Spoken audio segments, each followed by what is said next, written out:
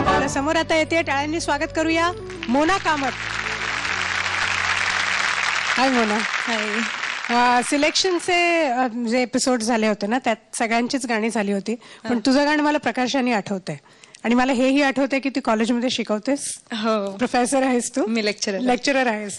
कारण ह्या दोघांनी नंतर तुझ्याशी खूप गप्पा मारल्या होत्या आणि तुझ्या स्टुडंट्स बद्दल तुला विचारलं होतं ते माझ्या लक्षात आहे. त्याच्याच बद्दल मी तुला थोडस पुढे विचारणार आहे. पण आता wish you all the best गाण्यासाठी आणि छान गाणं होते.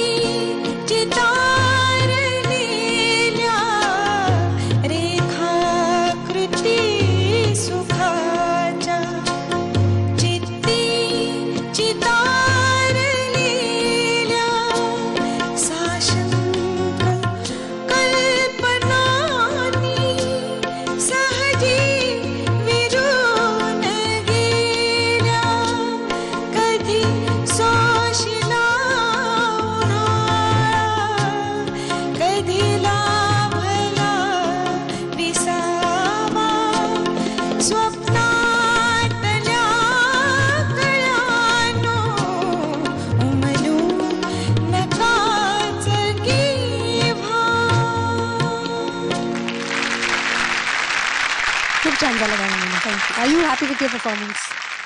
It could have been better, but quite happy. Wonderful. मग तू अवधूतच्या टीम मधली आहेस, तर आपण सलील पासून सुरुवात करूया. Sure.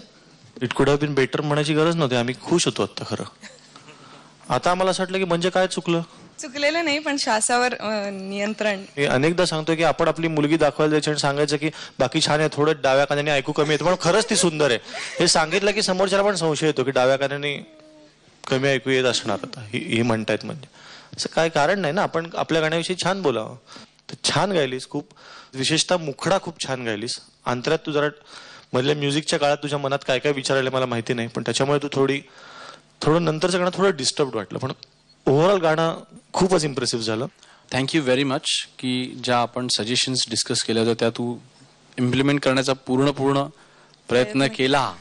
आता जे कंट्रोल गायलीस ना, ते तू आता जेव्हा टेलिकास्ट होईल त्याला तू बघशील, तुला खूप मजा येईल. सूर नाही लागले किंवा श्वास कमी पडला, ह्या काय फार घडल्या नाहीत. जेवढं माझी अपेक्षा होती तेवढं नाही घडलंय. नाही, यू आर क्वाईट कॉन्फिडंट.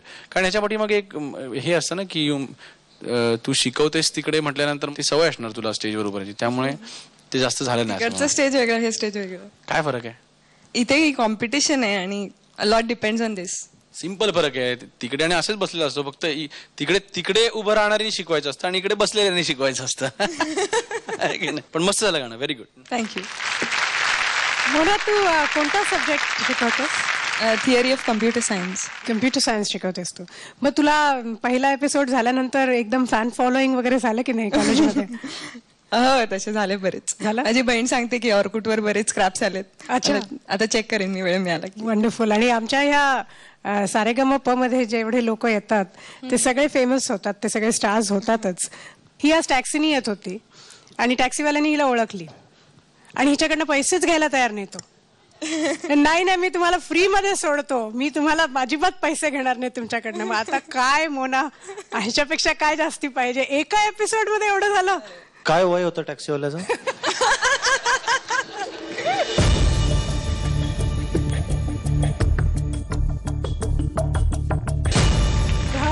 मिळाला रे एकदा शेवटचा.